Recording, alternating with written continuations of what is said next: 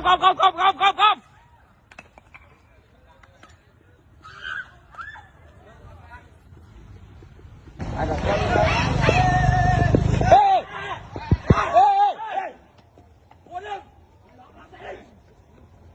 Không ai cái nào hỏi chơi khó có đâu không? Ê.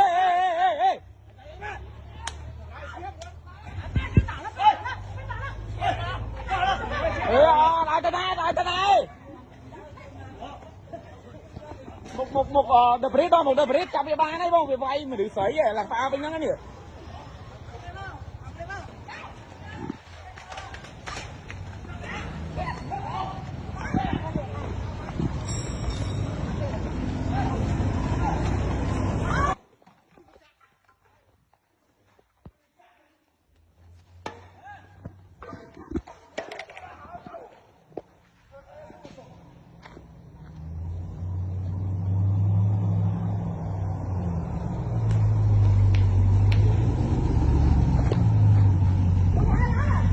Ôi chọc đá đang xi lăng rồi.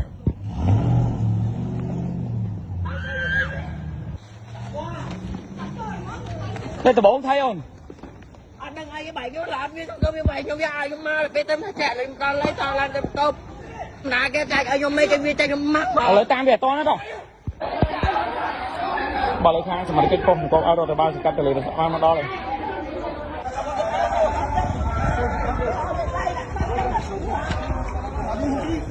cho con xuống anh mà sao bay kia